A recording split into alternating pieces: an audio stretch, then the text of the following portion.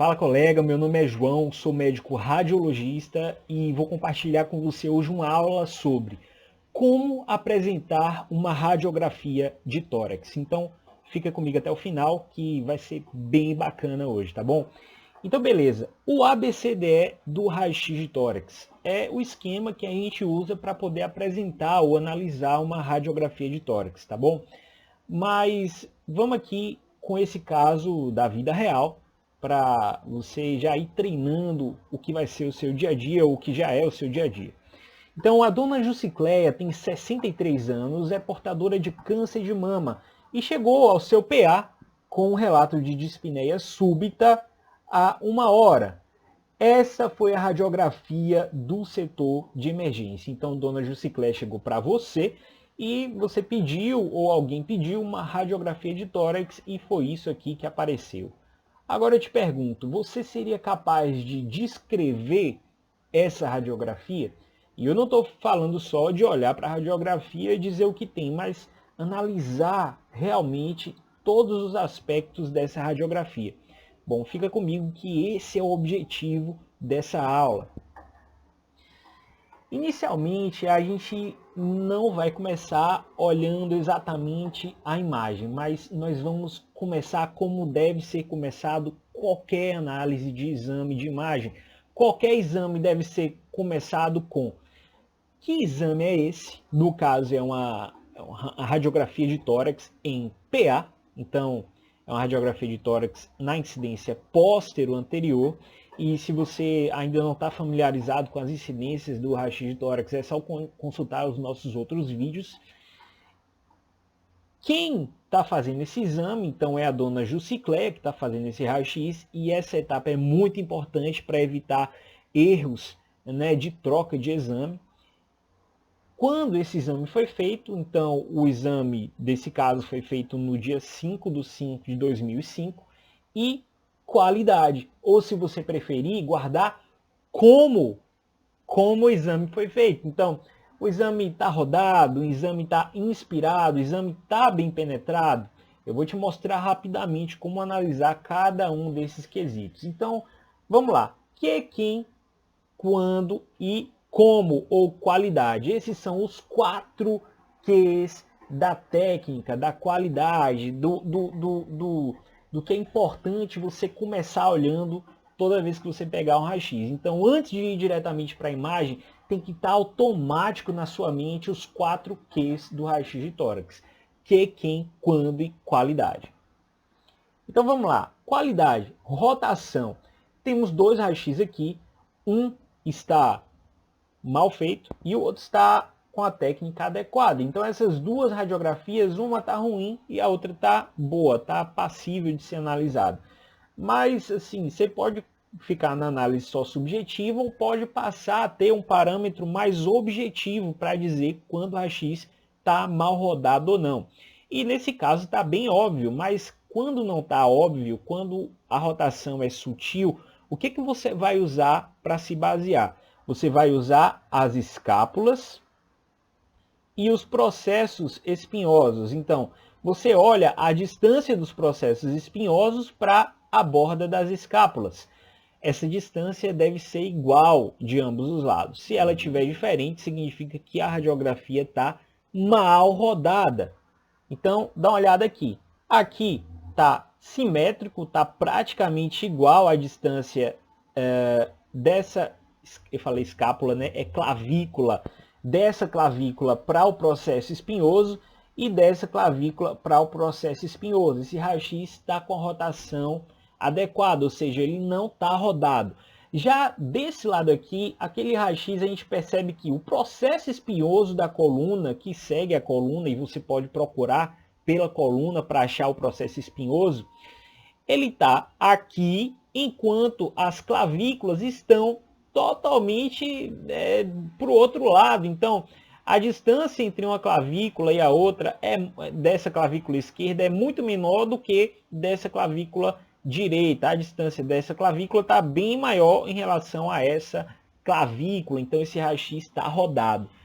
João, está bem óbvio, mas podia não estar tão óbvio assim. Podia ser que a clavícula esquerda não tivesse ultrapassado ainda o processo espinhoso. mas só de você ver que está mais próximo, já significa que o raio-x está rodado. Qual é o problema do raio-x estar rodado? O problema é que a gente não vai conseguir avaliar direito a área cardíaca e mediastino, principalmente, e também pode atrapalhar a gente ver qualquer outra coisa no raio-x, como as costelas e o parênquima pulmonar. Então o raio-x rodado não presta para muita coisa, tá bom?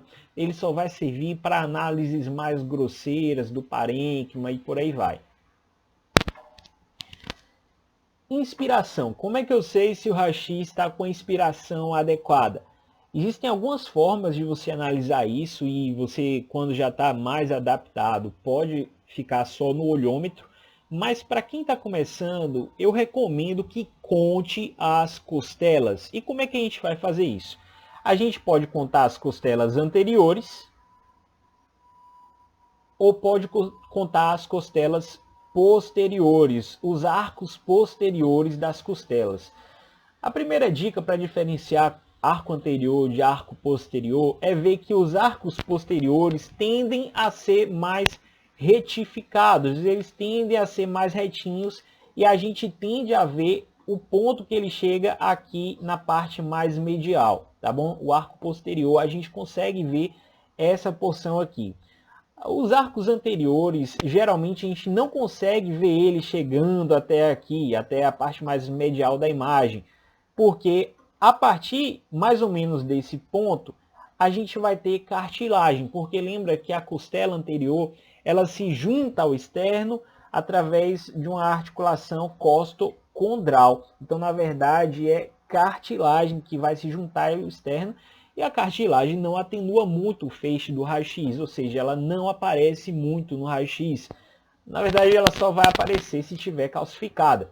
Então, essa porção aqui, até chegar no externo, que é de cartilagem, não vai aparecer. Então, você não vê, tá bom? Então, a costela anterior, o arco anterior da costela, também é mais inclinado, ele é mais oblíquo. Olha como ele é mais oblíquo em relação ao posterior. Se eu for contar o arco anterior, o ideal é que eu veja 1, 2, 3, 4, 5, 6 arcos anteriores acima do diafragma. Se eu for contar os arcos posteriores, o ideal é que eu veja 1, 2, 3, 4, 5, 6, 7, 8, 9, e agora vem comigo no arco da primeira costela, 10.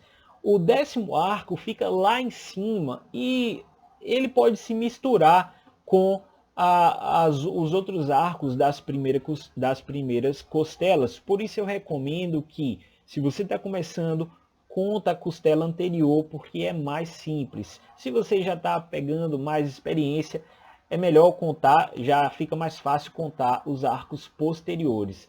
Aí, se você está se embolando aqui em cima para conseguir contar, segue o arco anterior e você vai encontrar o arco posterior, tá bom? Então, aqui é o arco anterior da primeira costela, eu sigo ele e acho o arco posterior. Aqui é o arco anterior da segunda costela, eu sigo ele e acho o arco posterior da segunda costela, que é esse daqui.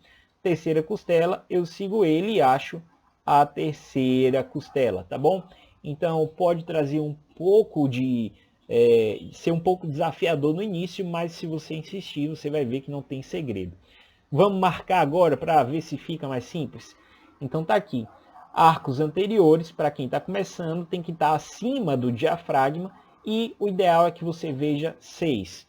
Às vezes você vai ver apenas 5 e o sexto vai estar meio que tocando a cúpula diafragmática, mas você percebe de maneira geral que está bem inspirado, tudo bem.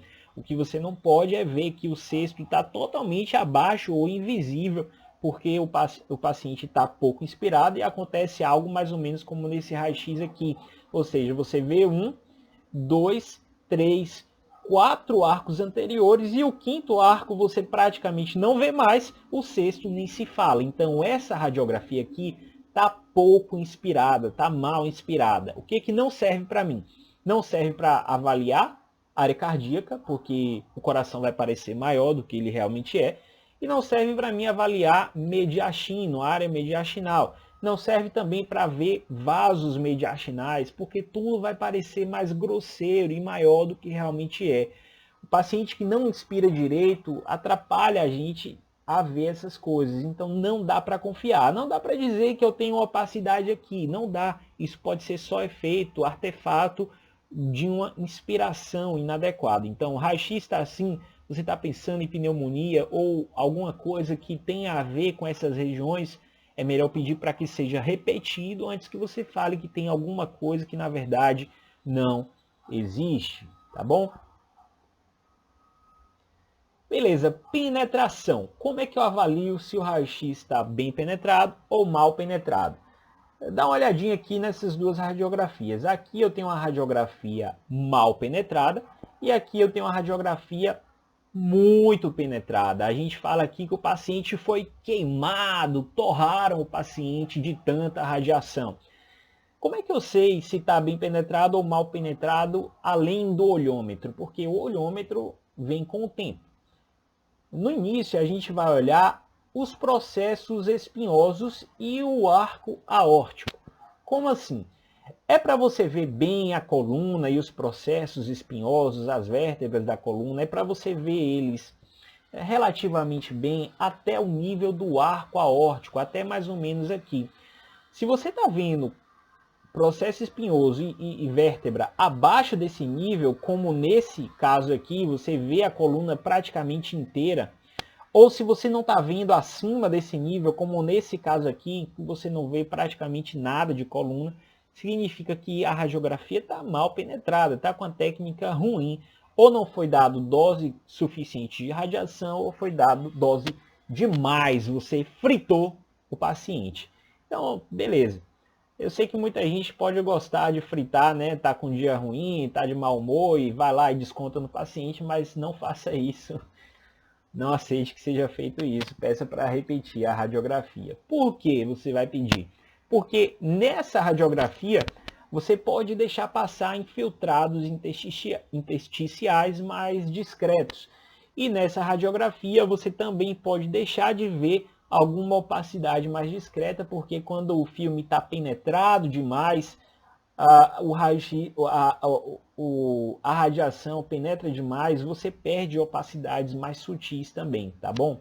Então, os detalhes eu só vou ver quando a radiografia está bem penetrada. Hoje em dia dá para driblar isso mais ou menos através do janelamento. As radiografias digitais hoje a gente pode janelar com o mouse no computador para alcançar níveis maiores ou menores de penetração, e isso ajuda demais. Mas nem todo mundo tem acesso à radiografia digital, muita gente só usa ou só tem acesso à radiografia convencional, e é preciso saber quando está ou não bem feita. Tá bom, então os três pilares da técnica são rotação, inspiração e penetração. Isso significa que se o raio-x não tem rotação, inspiração e penetração adequadas, pode jogar fora, ele morreu para análise, não dá para você analisar esse raio-x. Morreu, pede outro, é o RIP, né? Descansa em paz, o RIP que você coloca lá na lápide do cemitério é o que acontece quando o raio-x está com a técnica inadequada. Então o RIP do raio-x é a rotação, a inspiração e a penetração. Se tem o RIP, se tem algum erro nesses pontos, pode pedir para repetir esse raio-x, já morreu, tá bom? Então, agora que a gente já sabe os 4 Qs, agora que a gente já sabe o RIP da qualidade, do como, a gente vai entrar na verdadeira seara do assunto, o ABCDE, o que provavelmente você chegou aqui para descobrir ou para relembrar. Então, o ABCDE do raio-x de tórax. Toda vez que a gente analisa uma radiografia de tórax, depois dos 4 Qs e depois de olhar se a qualidade, se o RIP está ok, a gente vai para o ABCDE para não deixar passar nenhuma alteração. E a gente começa com a letra A. E aqui é o seguinte, existem muitas formas de se analisar o ABCDE, mas uma das que eu acho mais interessantes é essa que eu vou apresentar aqui, tá bom? É provável que você já conheça esse ABCDE com outras nomenclaturas ou com outras letras. E se você consegue lembrar bem com as outras, tudo bem, continua usando. Mas eu vou apresentar aqui o que para mim é bacana. Letra A, airways, as vias aéreas, a traqueia. Esse acento aqui é porque essa aula foi feita há muito tempo atrás, enquanto ainda vigorava o velho acento ortográfico, as velhas regras da ortografia. Traqueia hoje não tem mais acento, detalhe. Beleza, o que eu vou procurar na letra A? Eu vou olhar para a traqueia e vou seguir a traqueia. Então eu olho lá para cima e eu sigo a traqueia para ver se ela está centrada ou se ela está desviada, como é o caso dessa radiografia. Essa traqueia está desviada para a direita, porque eu tenho aqui uma opacidade fibroatelectásica. Como é que você sabe que é fibroatelectásica? Por causa do aspecto dela e por causa da história do paciente. Então, o paciente tem história de tuberculose e ficou com a sequela atelectásica no pulmão direito. Então, você sabe que aquela sequela é fibroatelectásica. Mas caso você não saiba, você pode chamar apenas de uma atelectasia, de uma opacidade atelectásica, porque tem perda volumétrica, o pulmão está sendo distorcido, né? E a traqueia está sendo desviada para a direita. Guarda o seguinte, opacidade, ou seja, redução da transparência, branco, mais perda volumétrica, mais desvio da traqueia para o mesmo lado é igual a atelectasia. Opacidade, o branco, mais expansão, ou seja, desvio da traqueia para o lado contralateral, é consolidação ou derrame, é alguma coisa que ocupa espaço, tá bom? Então aqui eu tenho consolidação, aqui eu tenho opacidade menos volume, a traqueia está sendo desviada, isso é uma atelectasia. Então, olha aqui do outro lado, a traqueia em azul sendo desviada para o mesmo lado da opacidade. Eu sei que isso agora é uma atelectasia. Então, toda vez que eu pego uma radiografia de tórax, qual a primeira coisa que eu faço? 4 Qs, pegadinha. Segunda coisa, o RIP, que é o último Q da qualidade. E a terceira coisa, mas não menos importante, olha a traqueia. A traqueia é o guia para o resto da análise.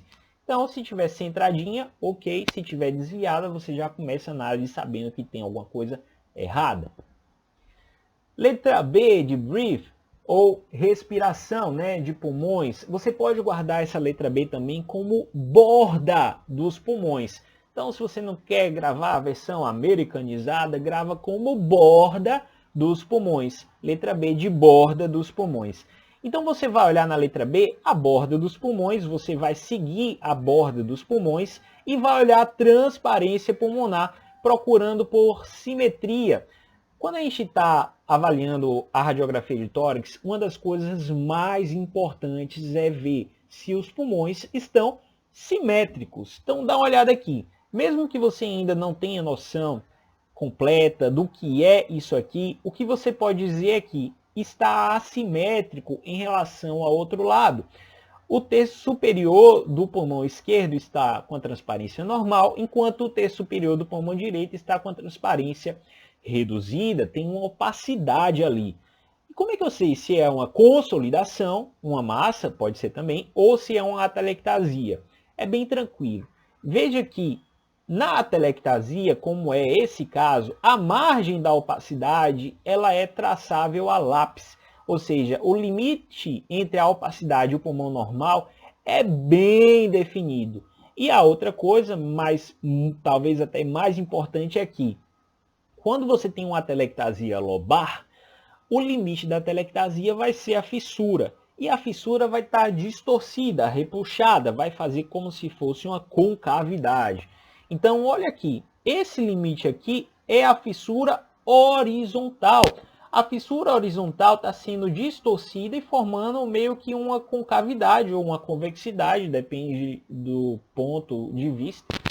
E está bem traçadinha a lápis. Eu consigo dizer onde começa bem a opacidade e onde começa o pulmão sadio.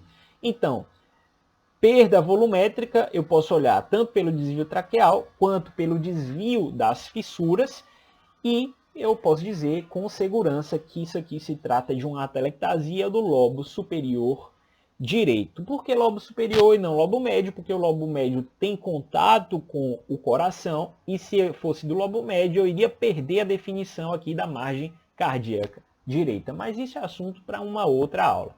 Então, mostrando aqui para vocês aonde deveria estar a fissura horizontal e onde, na verdade, ela está por causa dessa opacidade atelectásica. Letra C de coração ou centro. Então, o coração, na letra C a gente vai olhar o coração e vai olhar o centro. Então, a gente vai calcular o índice cardiotorácico, que é a distância que a gente faz entre as margens do coração, a maior distância, tá bom? Entre as margens do coração, dividido pela maior distância entre as margens internas do arcabouço torácico. Então, não é a margem externa da costela, é a margem interna do arcabouço torácico, tá bom? Se essa divisão for de 0,5 ou mais para adultos, significa que o índice cardiotorácico está aumentado. Então, provavelmente, esse paciente tem aumento da área cardíaca. Você deve colocar isso no relatório e, se for o caso, sugerir uma correlação com o ecocardiograma para ver exatamente qual a câmera que está aumentada, enfim. Mas a letra C de coração não é só o coração, é também o centro, ou seja, o mediastino, os vasos mediastinais. Eu olho qual o tamanho do mediastino, se está alargado, se não está. Normalmente o limite para um mediastino alargado é 8 centímetros. Eu olho os vasos mediastinais e olho os linfonodos, porque eles fazem parte do centro, fazem parte do mediastino. Então, olha, nesse caso aqui de um paciente com sarcoidose, que eu tenho uma massa, uma opacidade consolidativa aqui, aqui e aqui. Então, talvez seja um pouco difícil de analisar isso. Com o tempo você vai ter cada vez mais familiaridade com o que é normal e o que não é. Mas a dica é que quando você tem linfonodomegalia, as margens ficam meio lobuladas. O vaso não tem margem lobulada. Lobulação é linfonodo, tá bom? Então veja como a margem fica meio lobulada. Aqui na marcação dá para ver melhor a margem lobulada, linfonodomegalia. E aqui a marca da sarcoidose, que é a linfonodomegalia hilar bilateral e paratraqueal direita. Só isso aqui você já tem que pensar em sarcoidose. Beleza, as cavidades que eu falei lá no centro é só para você lembrar, a letra C também, tá bom? Mas o mais importante é calcular o índice cardiotorácico, dar uma olhada no mediastino. O limite para o mediastino que você pode usar é 8 centímetros, mas lembra, eu não posso analisar nem o índice cardiotorácico e nem o alargamento mediastinal se eu não tiver uma técnica adequada. Então eu começo pelos 4 Qs. E se tiver tudo ok, eu passo para o resto. Letra A é o eixo-traqueia, sigo a traqueia, vejo se ela está no centro. Letra B, bordas dos pulmões, então sigo as bordas dos pulmões, vejo a transparência pulmonar e vejo se tem assimetrias, né? E a letra C, o coração, calculo o índice cardiotorácico, vejo o centro, que é o mediastino, o alargamento, vejo os vasos e vejo os linfonodos. Beleza, mas como é que eu posso verificar se está tudo bem com o coração no raio-x, na radiografia? Hoje em dia, o ecocardiograma está sendo empregado em cada vez maior escala, mas pode ser o caso de você estar lá no seu interior ou num lugar que não tem acesso a um ecocardiograma e chega o paciente para você com o coração aumentado. Se você quiser inferir qual é a câmara que está aumentada, você pode olhar alguns sinais na radiografia e é isso aqui que eu vou te mostrar agora, tá bom? A anatomia do coração no raio-x de tórax é o seguinte. Aqui vocês veem uma imagem de livro mostrando que o ventrículo esquerdo, ele tem a borda dele fica mais à esquerda. Então, recapitulando, na borda esquerda, na margem esquerda do coração, a gente tem ventrículo esquerdo, o tronco da artéria pulmonar e um pedacinho do arco aórtico, tá bom? Aqui, entre o tronco da pulmonar e o ventrículo esquerdo, a gente tem também a aurícula esquerda. Já do lado direito, eu tenho veia cava, a aurícula, o átrio direito e o ventrículo direito. Só que é o seguinte, o ventrículo direito, na verdade, ele fica mais anterior, a borda dele fica mais coladinha com o externo. Então, normalmente, a margem direita do coração vai ser mais átrio direito e veia cava. Como vocês podem ver aqui nessa imagem, veia cava superior e átrio direito formam a margem direita do coração, enquanto a margem esquerda é formada pelo botão aórtico, o arco aórtico, o tronco da artéria pulmonar, esse pedacinho aqui que é a aurícula direita e o resto é o ventrículo esquerdo. Esse pedacinho aqui que é a aurícula esquerda e o resto é ventrículo esquerdo. Então, no perfil, como é que eu vejo isso? Já falei, o ventrículo direito, ele escala o externo, ele fica encostado aqui com o externo. E o ventrículo esquerdo, ele fica mais posterior. O coração fica mais ou menos assim. Aqui o ventrículo direito e lá atrás, onde está o meu dedão, o ventrículo esquerdo. Então, veja essa imagem aqui. O ventrículo direito, ele toca aqui no externo e o ventrículo esquerdo, ele fica posterior. Mais uma vez, ventrículo direito, o tronco da artéria pulmonar. Então, ventrículo direito, o tronco da artéria pulmonar, porque o tronco da artéria pulmonar sai do ventrículo direito. E o resto é ventrículo esquerdo e átrio esquerdo. Ventrículo esquerdo e aqui mais o átrio esquerdo. No perfil, o que interessa mais é que eu tenho que lembrar que o ventrículo direito está aqui, o tronco da artéria pulmonar está aqui e o ventrículo esquerdo está aqui. Beleza, vamos continuar. Então, dá uma olhadinha aqui como você deve ter na sua cabeça a imagem de um raio-x de tórax, de uma radiografia de tórax. Toda vez que você olhar para uma radiografia de tórax, lembre dessa imagem. Átrio direito, ventrículo direito, aurícula esquerda, átrio direito, ventrículo esquerdo, aurícula esquerda, que não está aqui marcado, mas fica aqui, o tronco da artéria pulmonar, o arco aórtico na margem esquerda, e no perfil, o ventrículo direito toca o externo e o ventrículo esquerdo fica mais posterior. Esse pedacinho aqui, que também não está marcado, mas veja que tem uma opacidadezinha aqui. Isso aqui é a veia cava inferior. E a importância de você saber disso é que a gente usa ela para poder ver se o ventrículo esquerdo está aumentado ou não. Vou chegar lá. Então, quais são os sinais de aumento do átrio esquerdo?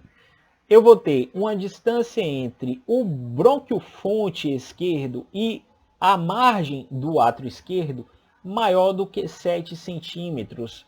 Ou eu posso usar uma distância de mais ou menos 4 dedos. Se a distância, eu boto lá meus 4 dedos no raio-x que você tem o filme, e a distância entre o brônquio esquerdo e a margem do átrio esquerdo é maior do que 7 centímetros, ou meus 4 dedos, provavelmente aquele átrio esquerdo está aumentado. Você deve ter essa suspeita em mente. Beleza, então dá uma olhadinha aqui. O átrio esquerdo está aqui, porque ele fica atrás da sombra do átrio direito. Lembra, a margem do átrio direito é essa daqui. Aqui a margem da veia cava superior. E o átrio esquerdo está lá atrás do átrio direito. O átrio esquerdo fica aqui. Então, nem sempre, na verdade, na maioria das vezes, não dá para ver essa margem do átrio esquerdo fazendo tipo um duplo contorno aqui. Mas se você vir, você pega a sombra do brônquio fonte esquerdo, mede até a margem do átrio esquerdo e vê se tem mais do que 7 centímetros ou 4 dedos. Se você não vir, provavelmente está normal, mas se você vir, você pode lançar mão desse recurso mais objetivo. Essa seta aqui está apontando o seguinte, um abaulamento nessa região. Lembra que eu falei que aqui era ventrículo esquerdo, aqui era aurícula esquerda, tronco da pulmonar e arco aórtico? Se eu tenho um abaulamento nessa região do arco médio do coração, significa que eu devo ter um aumento do átrio esquerdo. Então, outro sinal de aumento do átrio esquerdo é o abaulamento do arco médio do coração, como eu mostrei agora há pouco. Outro sinal é o duplo contorno, porque eu falei que não está presente em todos os casos. Aqui eu estou tentando mostrar para vocês, mas assim, não está tão bom de se ver. Mas você vai ver um duplo contorno nessa região, ou seja, uma sombra mais densa ali atrás da sombra do átrio direito, e aquilo vai ser o átrio esquerdo. Mas é o seguinte, se você está vendo um duplo contorno muito exagerado, como nesse caso aqui, ou seja, aqui eu tenho um contorno e aqui eu tenho um outro contorno bem sutil, um duplo contorno mais exagerado, na verdade, vai ser um escape atrial. O que vai formar a margem direita do coração nessa situação não é mais o átrio direito, é o átrio esquerdo.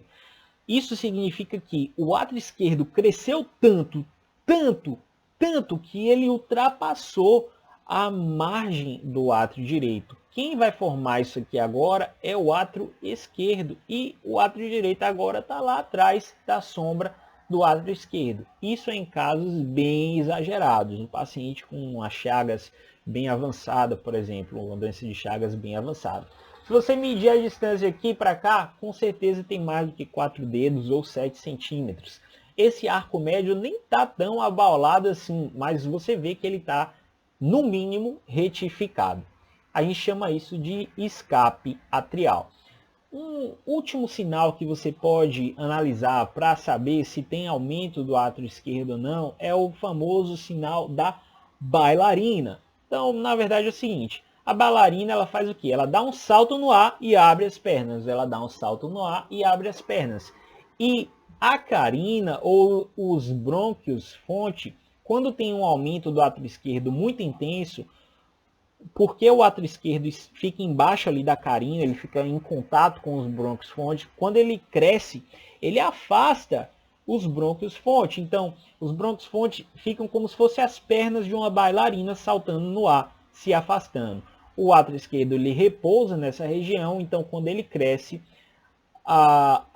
os brônquios fonte se alargam, se distanciam, formando um ângulo maior do que 90 graus, que a gente chama de sinal da bailarina ou do homem caminhando quando é no perfil. Mas é bem mais fácil de ver aqui no PA o sinal da bailarina.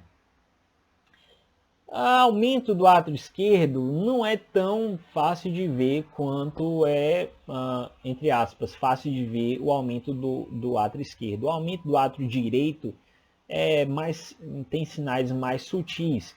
O que a gente pode avaliar? Quando a gente vê alguma coisa, é fazer uma distância entre a linha média do paciente, ou seja, eu pego aqui, traço uma linha nos processos espinhosos, e eu meço a distância entre essa linha e a margem direita do coração.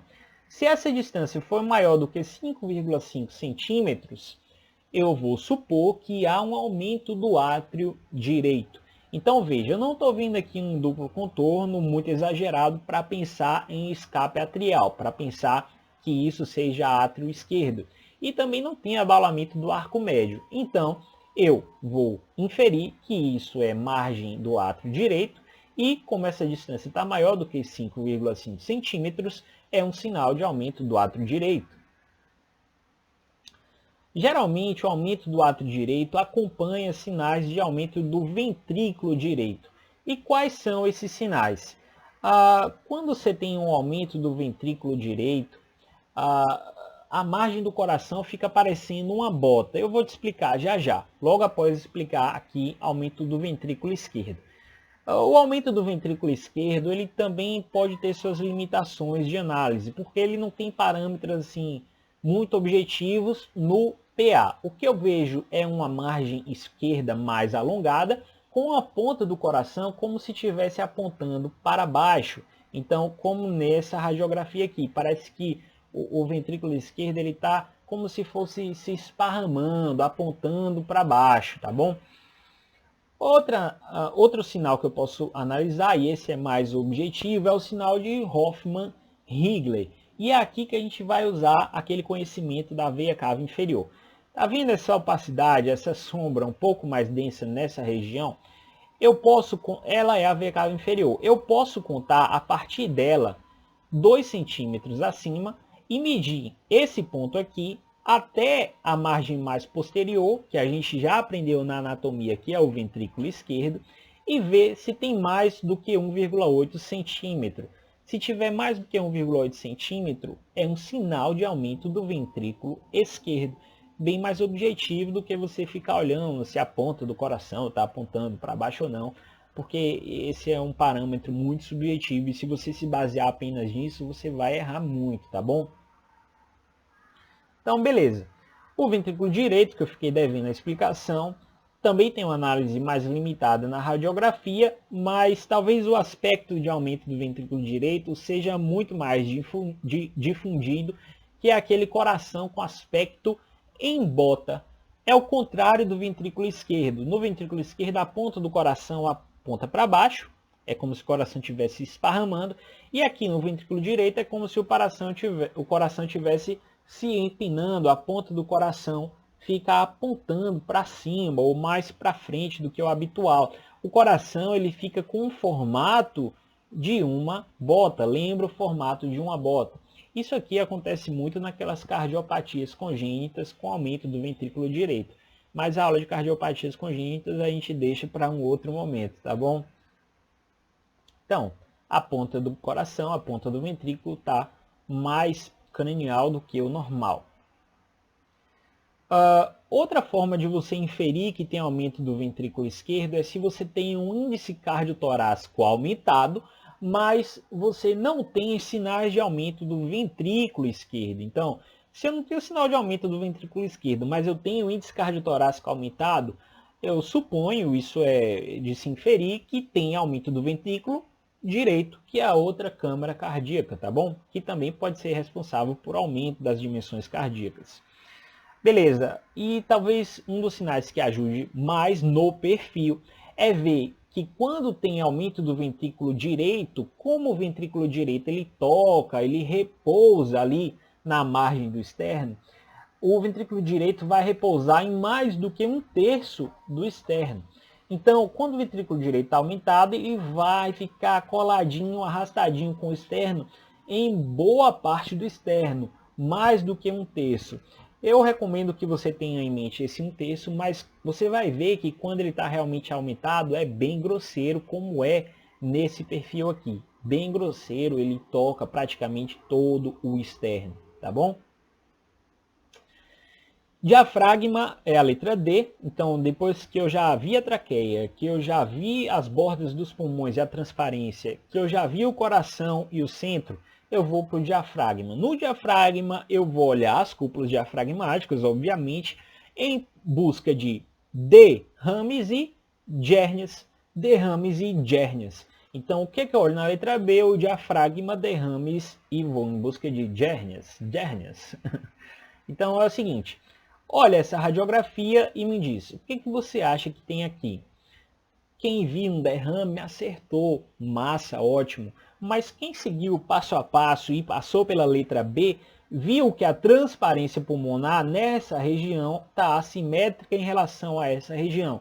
Então a gente tem um derrame sim, parábola de Damoiseau aqui, faz uma opacidade encurvada, né? Faz uma parábola ali que a gente infere que tem um derrame, mas essa assimetria da transparência em relação ao pulmão contralateral me permite ver que tem uma massa nessa localização e provavelmente isso aqui se trata de um derrame paraneoplásico. Então é muito importante a gente seguir o passo a passo, porque se você se deixa levar pelo que o que está mais chamando a atenção do seu olhar, você vai deixar passar a lesão, tá bom? Então você não quer isso e nem eu. Então faz o passo a passo, começa com os 4 Qs, vê se o RIP está ok, letra A, letra B, letra C, letra D.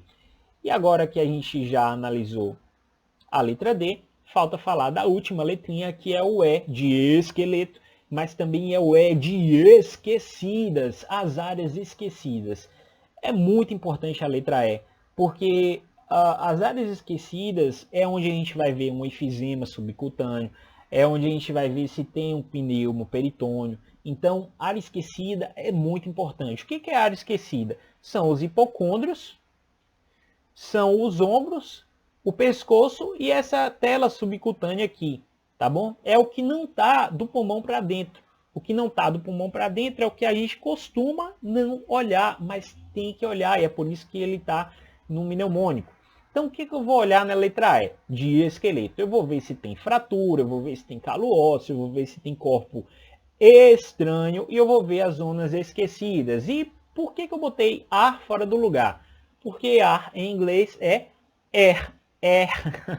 Então, se servir para você esse macete, lembra que eu olho na letra air, o ar fora do lugar.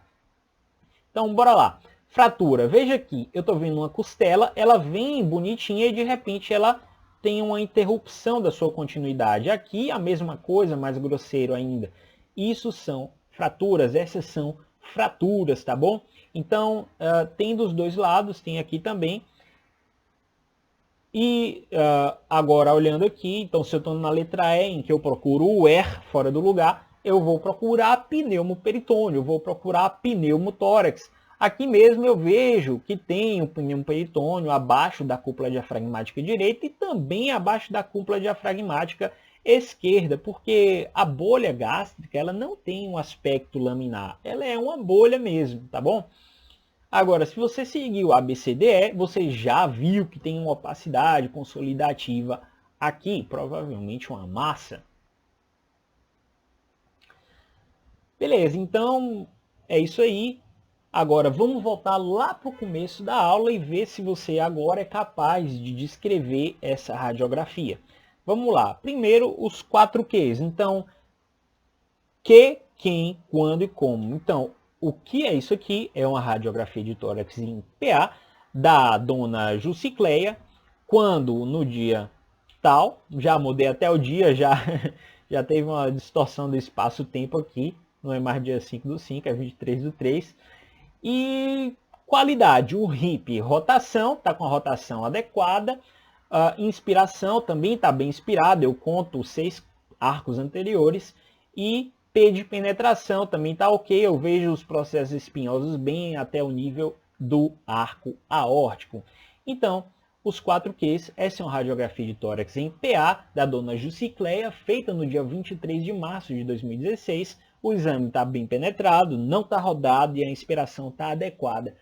Se você começar sua apresentação de caso, apresentar o raio-x desse jeito para o seu preceptor, ou para o seu paciente, ou para quem quer que você esteja apresentando, só isso aí, cara, você já vai ter ganhado o seu dia. Mesmo que você fale um monte de besteira depois, só isso aí você já ganhou moral na apresentação do caso. Então os 4 Qs são muito importantes. Mas vamos para o que mais interessa, o ABCDE. Letra A traqueia está centrada?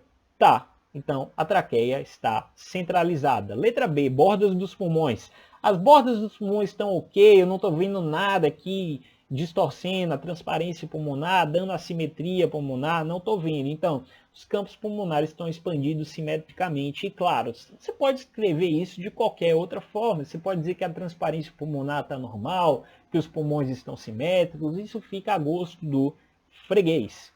C, de coração, eu calculo o índice cardiotorácico e eu olho o centro. Então, o tamanho do coração está normal. Você poderia escrever também o índice cardiotorácico está normal. E os contornos mediastinais e hilares não apresentam alterações. Tudo isso pode ser dito ou omitido no laudo. O importante é que você fale e veja e reconheça quando tiver alterações, tá bom? Letra D, de diafragma, você vai olhar o diafragma, vai em busca de derrames e de hérnias. Então, diafragma tá ok, eu não estou vendo derrame e eu não estou vendo hérnia. Então, não há evidência de derrames ou de hérnias. Você não vai escrever de hérnias no relatório, bota só o que não tem hérnia. Letra E, do esqueleto e das esquecidas, a gente vai olhar os arcos, o arcabouço costal e vai olhar as áreas esquecidas. Na letra E, a gente também procura o ER fora do lugar. Ou seja, se você ainda não lembrou de procurar pneumotórax e pneumoperitônio, é aqui que você vai fazer isso. Então, não há evidência de fratura, pneumoperitônio, enfisema ou corpos estranhos. Se você fez os 4Q e o ABCDE e não viu nada, significa que esse exame, essa radiografia de tórax está normal. Galera, é isso aí. Era isso que eu tenho para compartilhar com vocês hoje.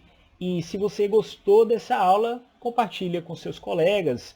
e dá o like aí se você estiver no YouTube. E até a próxima. Valeu!